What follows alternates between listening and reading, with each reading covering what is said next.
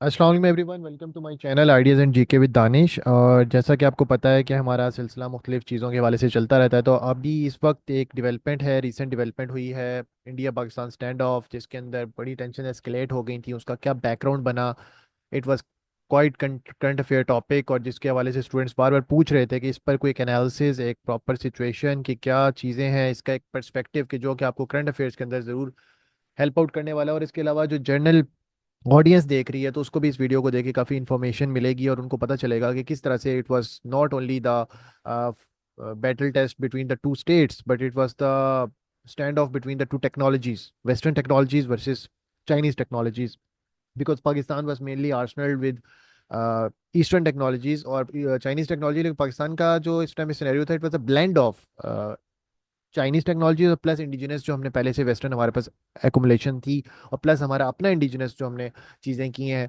तो वो तमाम है। तो it was a miraculous performance by Pakistan, no doubt. And Pakistan no doubt shocked the world, के सो कॉल्ड लोग जिनको लग रहा था कि शायद सिचुएशन इस तरह से नहीं बनेगी, और इंडिया का जो एक जोम था कि वो कुछ करेगा तो वो चीज़ हो जाएगी। तो basically it is going to the video for the Sindoor versus Bunyanul Marsoos.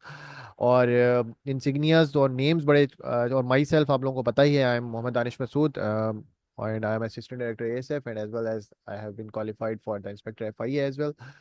और इसके अलावा मेरे और भी मल्टीपल एग्जाम्स क्लियर हुए हुए हैं। तो लो, let's start with the video. सबसे पहले जहाँ तक बैकग्राउंड एंड बिल्ड अप की बात है, तो बेसिकली होता ये है कि पहलगाम एक टूरिस्ट स्पॉट है। ठीक है, पहलगाम एक टूरिस्ट स्पॉट है। इसके अंदर है, पहलगाम एक टूरिस्ट स्पॉट है इंडियन ऑक्युपाइड कश्मीर के अंदर। ठीक है, तो पहलगाम टूरिस्ट स्पॉट जो है उसके अंदर क्या होता है कि एक टेररिस्ट अटैक होता है। ठीक है, जिसके अंदर 26 लाइव्स जो हैं वो चली जाती हैं। और उसके अंदर हुआ ये कि इंडियन गवर्नमेंट ने एलेज किया, लाइक ऑलवेज इंडिया का पे एक वॉर रिटोरिक, और इंडिया के अंदर जो एक सेंट्रल इंडिया के अंदर एक एंटी पाकिस्तान एक हेटेड है। तो प्लस मोदी गवर्नमेंट, और बड़ी इंटरेस्टिंगली 3 बजे ये इंसिडेंट होता है, 3:05 पे। बड़ा पाकिस्तान ने इसको भी बड़ा डिप्लोमेटिकली एक्सपोज किया। 3:05 पे पहले जनाब FIR कट जाती है कि जी पाकिस्तान इन्वॉल्व है, और ऑल दैट पाकिस्तान से ये ऑपरेट हुआ है। और जैश मोहम्मद पे ये एलिगेशन लगाया जाता है, और मसूद अजहर की ऑर्गेनाइजेशन, उसके ऊपर एलिगेशन लगाया जाता है कि, और ये कहा जाता है कि इट वाज मास्टरमाइंडेड इन पाकिस्तान। लेकिन पाकिस्तान की तरफ से ये बताया गया कि it was totally done in the Indian occupied Kashmir में ही हुआ, और वहीं के इंडिजिनस लोग इन्वॉल्व थे, और इसमें कोई पाकिस्तान का कोई ताल्लुक नहीं है, ना कोई ऐसा नेटवर्क प्रूफ है। लेकिन दे वांटेड टू, कुछ और मोटिव्स थे इंडियन गवर्नमेंट के, जैसे इंडस वाटर ट्रीटी को इसकी आड़ में उन्होंने, इस फॉल्स फ्लैग के आड़ में उन्होंने करना था। तो उन्होंने ये एलिगेशन पाकिस्तान के ऊपर लगाया, और उसके बाद पाकिस्तान के साथ जो सारे के सारे टाइज हैं उनको स्केल डाउन कर दिया, एम्बेसीज में स्टाफ लोअर कर दिया, हमारे जो मिलिट्री अताशीज वहाँ मौजूद है उनको पर्सोना नॉन ग्रेटा डिक्लेयर कर दिया। इवन पाकिस्तानी जिनके पास सार्क वीज़ाज अवेलेबल थे उनको भी वहाँ से कैंसिलेशन ऑफ इनको वीज़ा, जो किसी ने कॉन्फ्रेंस के लिए जाना था, वो तमाम की तमाम चीज़ें इंडिया की तरफ से कैंसिल हो गई, और तमाम का total closure of air space हो गया फॉर द पाकिस्तानी एयरलाइंस। ठीक है, तो ये इंडिया की तरफ से एक स्टेप लिया गया 6 मई से पहले। 6 मई में जो एग्रेशन की गई उससे पहले, ये 22 अप्रैल से लेके 6 मई तक 14 डेज का जो टेन्योर है, उसके अंदर इंडिया ने ये काम किया। पाकिस्तान ने रिस्पॉन्स क्या किया कि भाई सार्क वीज़ाज हमने भी कैंसिल कर दिए जिन इंडियंस के पास थे। उसके अलावा जो इंडियंस पाकिस्तान में नेशनल्स मौजूद है उनका वापस रिपेट्रिएट कर दिया, एम्बेसीज में स्टाफ लोअर कर दिया, बॉर्डर्स को हर तरह की ट्रेड के लिए क्लोज कर दिया, और कैंसिलेशन ऑफ शिमला एग्रीमेंट। अच्छा, ये बड़ी इंपॉर्टेंट चीज़ है, शिमला एग्रीमेंट। शिमला एग्रीमेंट के तहत लाइन ऑफ कंट्रोल जो है ना, उसको सीज फायर लाइन भी कहते हैं, और लाइन ऑफ कंट्रोल ये इस्टेब्लिश थी, सीज फायर लाइन भी जिसको कहते हैं। ठीक है, अब नौ एक तरह से हम सीज फायर लाइन की अब सेंक्टिटी से को हम नहीं मान रहे। ठीक है, और technically in the diplomatic world. और दूसरी बात ये कि शिमला एग्रीमेंट में हमने माना था कि भाई ये इश्यूज जो है बायलैटरल है, no we will talk bilaterally. ये शिमला एग्रीमेंट जो 1972 में हुआ था, तो इसका इम्पैक्ट की मतलब ये है कि पाकिस्तान ने डिप्लोमेटिकली कहा कि now we are again going to internationalise this issue, no it's no more bilateral issue, no. हम जिसको जिस भी इस फोरम पे, पाकिस्तान वैसे भी इसको इंटरनेशनल फोरम के तौर पे बात करता है, लेकिन लार्जली कश्मीर इशू का जो शिमला एग्रीमेंट की सेंक्टिटी थी ना, तो बड़े डिप्लोमेटिक जो ओवरटोर्स होते हैं, जो डिप्लोमेटिक स्टेप्स होते हैं, बड़े मैटर करते हैं, और जार्गन्स बहुत मैटर करते हैं जब आप डिप्लोमेसी में या फॉरेन चीज़ में आप चीज़ कुछ कर रहे होते हो। देन इसके बाद देन इसके बाद जो दूसरी बड़ी इंपॉर्टेंट चीज़ है वो ये होती है कि पाकिस्तान का ये रिस्पॉन्स आता है, और इंडियन गवर्नमेंट इस रिस्पॉन्स की उम्मीद नहीं करी होती।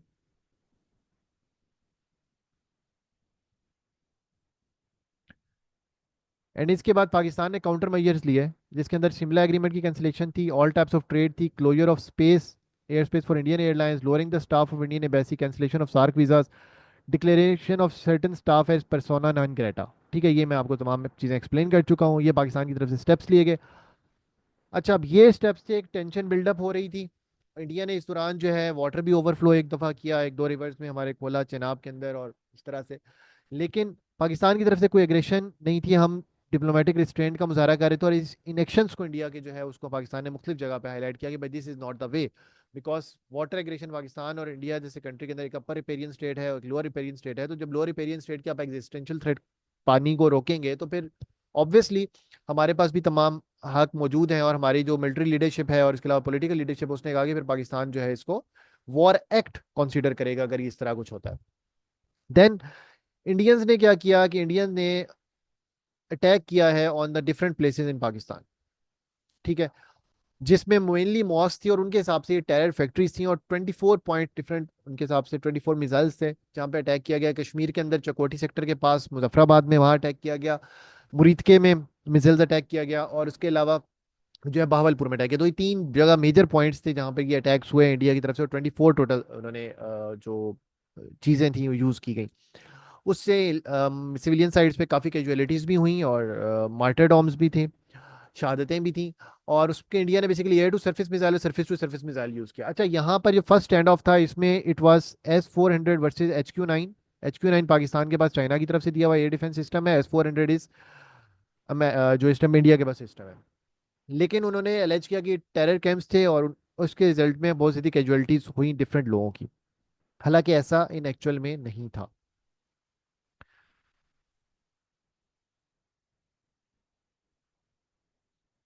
देन इसके बाद लेट मी इरेज इट। इसके बाद होता ये है कि पाकिस्तान की तरफ से जो फर्स्ट स्टैंड ऑफ था उसके अंदर ये होता है कि 74 वर्सेस 42 जेट्स की फॉर्मेशन थी, आईएएफ ने एंगेज किया, वो भी अपनी स्पेस से इधर नहीं आए, हमारे पायलट्स भी इधर से उन स्पेस पे नहीं आए। और पाकिस्तान की तो सीनियर एयरफोर्स की लीडरशिप थी वो भी इस चीज़ को देख रही थी और तमाम एक तरीके से कर रहे थे। तो बीवीआर लॉकिंग के थ्रू पाकिस्तान ने उनके 6 एयरप्लेन शॉट डाउन किए। इसी दौरान जब वो ये हिट्स कर रहे हैं तो उसी दौरान ये बिल्डअप होता है 6 और 7 मई की रात को, रात 12 बजे से लेके 6 एंड 7 मई की मिड नाइट को ये काम हो रहा है, और रात 12 से लेके सुबह 4 बजे के बीच में, 12 AM एंड 4 AM, इन 4 घंटे के अंदर ये तमाम चीजें होती हैं जिसके अंदर हम उनका ये करते हैं। और फिर हम रिटेलिएशन में ब्रिगेड हेडक्वार्टर, एक तो हमने 6 प्लेन उनके तबाह किए, उसके अलावा ब्रिगेड हेडक्वार्टर्स जो कि इंडिया के अंदर था, इंडियन ऑक्युपाइड कश्मीर के अंदर था, वो तबाह किया जाता है। और पाकिस्तान की तरफ से ये फर्स्ट रिस्पॉन्स है जिसको हम कह सकते हैं first line of defence response. अगर आप इसको टेक्निकल में बात करें, first line of defence, because India की तरफ एग्रेशन थी तो जो प्लेन्स इन्वॉल्व थे उनको किया गया। और पाकिस्तान की जो मिलिट्री सोर्सेज हैं, ये जो आईएसपीआर की प्रेस कॉन्फ्रेंस है उसके हिसाब से मैं बात करूंगा कि हमारे पास लॉकिंग ज़्यादा थी, हम और टारगेट्स इंगेज कर सकते थे, बट हम ज़्यादा एस्केलेशन नहीं चाहते थे। हमारा इसलिए बड़ा रिस्पॉन्सिबल रिस्पॉन्स रहा कि हमने एस्केलेशन नहीं करनी, और हमने मिनिमम एस्केलेशन करते हुए अपने डिफेंस को करना और मैसेज कन्वे करना। और राफेल्स का जो शॉट डाउनिंग थी, that was totally astonished performance by the ये पाकिस्तान एयरफोर्स। उसकी वजह ये है कि इट्स द 4.5 जनरेशन जेट है जो फर्स्ट टाइम किसी भी बैटल और कॉम्बैट के अंदर गिराया गया है, और क्रेडिट गोज टू पाकिस्तान के शाहीन, पाकिस्तानी एयरफोर्स के शाहीन जिन्होंने ये कारनामा अंजाम दिया। और इसमें ये था कि फर्दर स्ट्रेटेजिक मैनूवर्स यूज करके इनको शॉट डाउन किया गया और इंडियंस उसके बाद वापस चले गए। Then the very next day इसके बाद इंडिया की एयरफोर्स जो है उसने डायरेक्टली कोई इम्पैक्ट नहीं किया। Indian air force was never engage again in the battle. ठीक है, एंड इसमें होता क्या है कि इसके बाद ड्रोन्स यूज करते हैं पाकिस्तान के इस रिस्पॉन्स की वजह से। पाकिस्तान की जो स्ट्रेटेजिक एसेट्स हैं, पाकिस्तान की air bases, civilian areas like cantonments जो होते हैं, कैंटोनमेंट्स में, इसके अलावा डिपूज, ऑर्डिनेंसेस, और जिस तरह की भी स्ट्रेटेजिक साइट्स होती हैं, मिलिट्री इंस्टॉलमेंट्स, ठीक है, इंडिया की तरफ से तमाम चीज़ों को टैकल करने की हिट करने की कोशिश की। इवन इंडिया ने तो ये तक किया कि रावलपिंडी क्रिकेट स्टेडियम, जहां पर इस एस्केलेशन के बाद 7 मई को हमने क्या किया था हमने यहाँ पे, मैच हुआ, पाकिस्तानी सारे के इसमें गए, फ्लैग्स के साथ गए।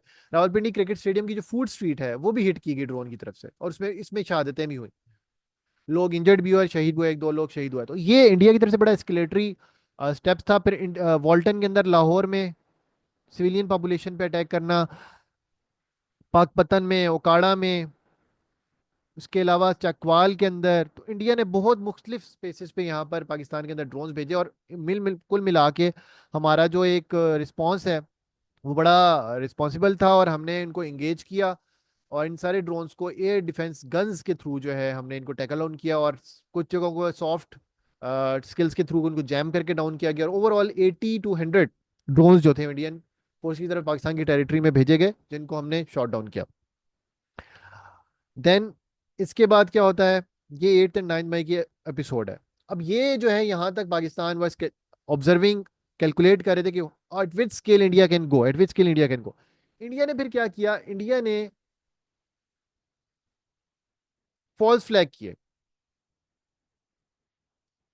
ठीक है, इस दौरान इंडिया ने फॉल्स फ्लैग किया, और इंडिया इसकी रिपीटेड जो दे रहा था वो कह रहा था कि भाई फॉल्स फ्लैग पाकिस्तान की तरफ से अमृतसर में इनकर्जन हो रही है, पाकिस्तान की तरफ से ननकाना साहब में इनकर्जन हो रही है, और इवन इंडिया की तरफ से एक मिसाइल जो हम प्रेस कॉन्फ्रेंस में किया, अफगानिस्तान को भी हिट करने की कोशिश की, अफगानिस्तान की तरफ भेजा गया, पाकिस्तान पे एलिगेशन लगाया, जिसके लेकिन प्रोजेक्टाइल्स उसके तहत बड़ी स्मार्टली पाकिस्तान ने हर चीज को एक्सपोज भी किया। द मीडिया वॉरफेयर भी जो था वो भी पाकिस्तान ने अपर हैंड रखा, इंटरनेशनल मीडिया को इंगेज किया, इंगेज करके स्ट्रेटेजिक तरीके से प्रोजेक्टाइल्स के थ्रू मैं बताया कि भाई ये कहाँ से आए थे और किधर से उड़ के जो अमृतसर में गिरे, और इस तरह इसका ननकाना साहब के ऊपर भी ड्रोन्स अटैक करने की कोशिश की, जो सिक्स कम्युनिटी को पाकिस्तान के खिलाफ करने की एक साजिश थी। और ये भी एक चीज़, और अभी राइट नाउ जब हम बात करें तो करतारपुर कॉरिडोर जो है, जो कि सिखों के लिए बहुत इंपॉर्टेंट है, सिख कम्युनिटी के लिए हमारी, और उसको इस टाइम पे इंडियन साइड से वो क्लोज है, और पाकिस्तान की तरफ से इंटरनेशनली भी लोग आ रहे हैं, और पाकिस्तान वो जाकर त्यारत वगैरह जो भी उन्होंने करनी है वो कर रहे हैं, और अपनी रिलीजियस जो इबादत है वहाँ पे कर रहे हैं, लेकिन इंडिया की तरफ से ये अभी भी क्लोज्ड है।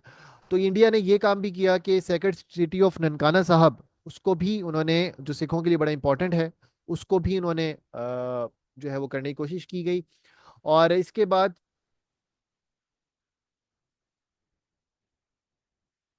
इंडियन मिसाइल्स अटैक्स होते हैं ऑन 3 पाकिस्तानी एयर बेसिस।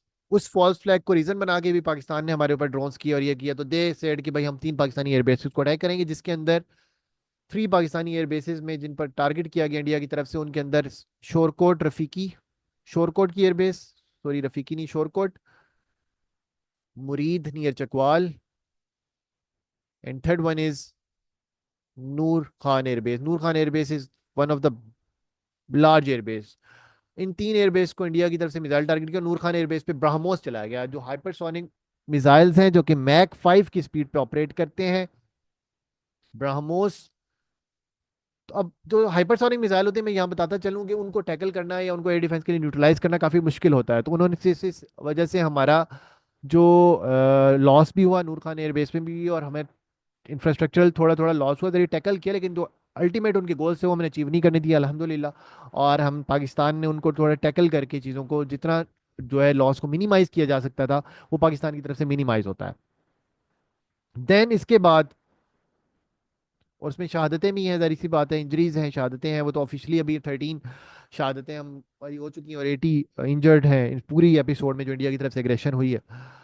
और इंडिया का लॉस बहुत ज़्यादा है, उनका पूरा ब्रिगेड हेडक्वार्टर तबाह हुआ है, अबाउट अच्छा खासा, जितना हमारी इंजरीज, तो हमने शहीदों का खून जो है रायगा नहीं पाकिस्तानी फोर्सेस ने जाने दिया, और उनके भी लोग अच्छे खासे जो है उनको लॉस हुआ है, और ऑफिशियल स्टेटमेंट्स का इंतजार है, लेकिन as per Pakistani calculation and all that, over 100 to 200 plus people were killed because of our response. And these all were military people. No civilian target was hit by Pakistani forces. So this was the responsiveness का जो, और professionalism का पाकिस्तान की तरफ से जो एक element था वो नजर आता है हमें। पाकिस्तान ने फिर इसकी जवाब में कि भाई no, this is enough, now it's time for our response, और world is not doing anything, और इंडिया बार बार एस्केलेशन किए जा रहा है और हमारे रिस्पॉन्सिबल रिस्पांस के बावजूद नहीं कर रहा। लेकिन पाकिस्तान ने इस बात का जवाब तो पहले ही बता चुका था भाई 6 और 7 मई को, भाई हम जब अटैक करेंगे, जब हम रिस्पॉन्स देंगे तो world will know about it, और हम इसका रिस्पॉन्स देंगे। ऐसा नहीं हो सकता कि आप हमारी इंटरनेशनल टेरिटरी को क्रॉस करके आएंगे और हम बस चुप करके बैठे रहेंगे, ऐसा नहीं हो सकता। रिस्पॉन्स विल कम, और 2019 में भी हमने रिस्पॉन्स दिया था, जब अभिनंदन का जहाज शॉट डाउन हुआ था, कोई भी हमने गिराया था। सो अब क्या होता है कि launch of Pakistan air strike on 36 targets in India, ठीक है। Several air bases were targeted and damaged.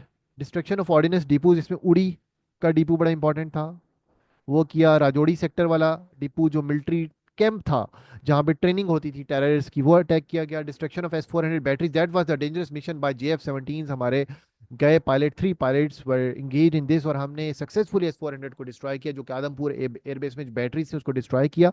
This setup was involve in हमारे खिलाफ काफ़ी चीज़ें करने में। तो that was very good strategic manoeuvre, and इसके अलावा एक प्रोफेशनल कमिटमेंट की निशानी देती है, और competence of the our PF pilots.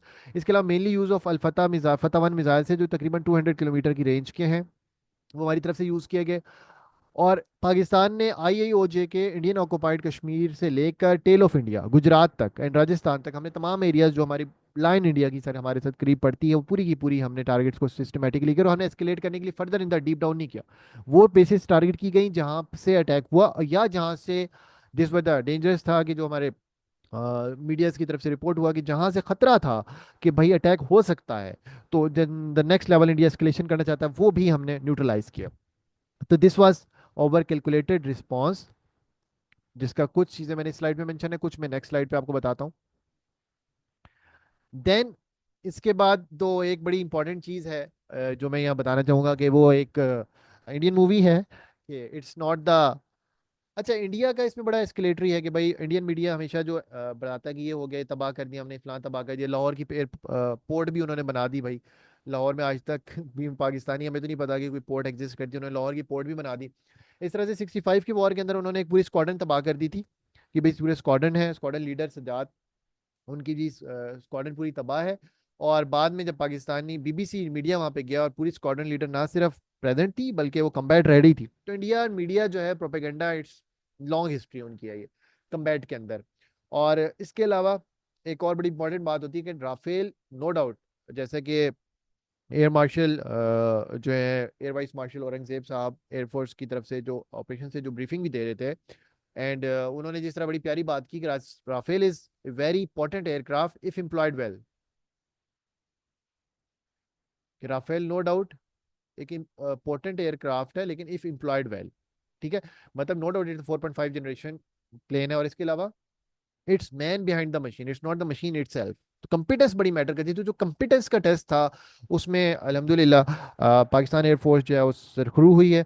और पाकिस्तान एयरफोर्स कंपिटेंस में पाकिस्तान एयरफोर्स ने अपनी सुपरियोरिटी स्टैब्लिश की है, और टेलीग्राफ की न्यूज़ भी इस हवाले से बड़ी इंपॉर्टेंट ये हमें ਭਾਜੀ ਜੰਗ ਪਲੇਨ ਨਾਲ ਨਹੀਂ ਪਾਇਲਟ ਨਾਲ ਜਿੱਤੀ ਜਾਂਦੀ ਹੈ it is not the machine it is about the man inside the machine है।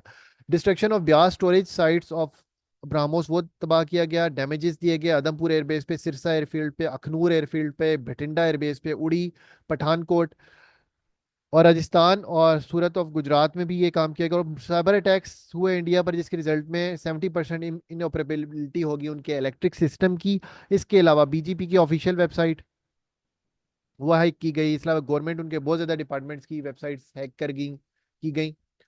उसके अलावा ड्रोन्स हुए on the strategic sites in Delhi, जो इंडियन स्ट्रेटेजिक साइट थी। Cease fire at 10 May 5 PM mediated by US, Donald Trump ने announce किया via Twitter, और फिर बाद में दोनों जो कंट्रीज थे उन्होंने ये किया। तो ये अच्छा, ये बड़ा इंपॉर्टेंट है। When India was doing aggression, इसमें वर्ल्ड पावर्स का भी एक्सपोज होता है ये वेस्टर्न आर्सनल की तरफ से। जब इंडिया वाज डूइंग एग्रेशन, तो JD वैंस ये कहता है कि it's none of our business, ठीक है, it's none of our business, और हम इसमें एंगेज नहीं होंगे। लेकिन जब पाकिस्तान ने रिटेलिएटरी मेजर किए, तो फिर इंडिया की तरफ से रिक्वेस्ट की गई, और जो कि ट्रम्प ने अपने ट्वीट में भी बताया कि इंडिया की तरफ से रिक्वेस्ट की गई, और ये भी बड़ी डिप्लोमेटिक वे है कि इंडिया ने रिक्वेस्ट की, और उसके बाद फिर जो क्या कहते हैं आपका रिस्पॉन्स आता है। एंड देन पाकिस्तान के जो रिस्पॉन्स की बदले में इंडिया मजबूर हुआ कि वो सीज फायर की तरफ जाए, और फिर US की मीडिएशन पर सीज फायर हो जाता है। अच्छा, these are the sites strategically कि जो कि हमारी तरफ से टारगेट होता है। और अगर हम देखें तो दिस इज ओवर इंडिया के साथ हमारा जो कश्मीर वाला सिनेरियो बनता है। तो ये उड़ी से आर्मी ब्रिगेड हेडक्वार्टर ये हिट होता है, श्रीनगर में ब्रिगेड हेडक्वार्टर हिट होता है, Udhampur airbase Indian occupied Kashmir के अंदर है यहाँ पर, पठानकोट एयरफील्ड, ये Pathankot is in eastern Punjab. Beas storage site, ये हिट हुई। आदमपुर एयरबेस, हवला जलंधर एयरबेस, गनपुरा भटिंडा ये कश्मीर में। इसके बाद Sirsa airfield, Rajasthan military installation ये यहाँ पर। और गुजरात में मल्टीपल एयर बेसिस जो है हिट की गई। तो Gujarat was very strategic move I think, क्योंकि मोदी का एरिया है, तो it was symbolic as well. और यहाँ से चीजें इन्वॉल्व थी, यहाँ से जो स्टेप्स थे हमारे पाकिस्तान के अंदर, जो सिंध वाली साइड पे हमारे अटैक्स हुए हैं किए गए कराची में, और इधर उधर जो ड्रोन्स भेजे गए हैं, उसके पीछे गुजरात वाली साइड पे। तो बेसिकली पाकिस्तान का बड़ा कैलकुलेटरी रिस्पॉन्स था। जो जो बेसिस, जो जो जगह यूज हुई है एस्केलेशन के लिए पाकिस्तानी, तो हमने सिर्फ वो टारगेट्स किए हैं, और जो जगह हमें था कि एस्केलेटिंग यूज हो सकती है, तो बड़ा रिस्पॉन्सिबल जवाब था। और ये तमाम साइट्स के साथ आपको बड़ा क्लैरिटी के साथ पता चल रहा है, उड़ी से लेके नीचे गुजरात की एयर बेसिस तक हमने अल्हम्दुलिल्लाह तमाम टारगेट्स को बड़ा सक्सेसफुली टारगेट किया है। और अगर आप देखें तो इंडिया की टॉप से लेके इंडिया की बॉटम तक, तो पूरा एक उनका टेल तक सारी चीजें जो है वो टारगेट हो रही होती हैं। So this was over response. And then अगर हम अगली बात करें तो अब एनालिसिस का point of view. And again मैं आपको ये बता सकूं तो कि this is overall the scenario. ये देखिए राजौड़ी में ये मिलिट्री ट्रेनिंग इंस्टीट्यूट था, ये this was Rajouri training institute, जो यहाँ पर मिलिट्री इंटेलिजेंस ट्रेनिंग थी, जहाँ से यूज होती थी फॉर ओवर हमारे पाकिस्तान के खिलाफ टेरर अटैक्स के लिए ये जगह। तो ये भी तबाह की गई। एयर बेसिस जो हिट की गई वो सारी की सारी हमारी हैं।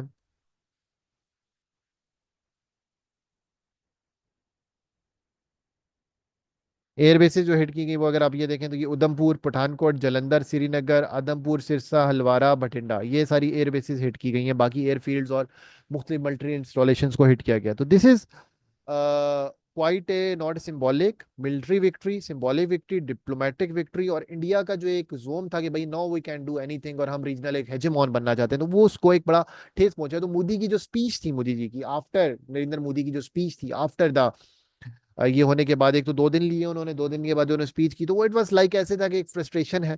और नाउ उनके बाद ऐसा लगा कि कोई दोबारा मिस एडवेंचर का भी सिनेरियो इंडिया कर सकता है एस्केलेशन के तौर पे, बिकॉज काफी उनकी जग हसाई भी हुई है।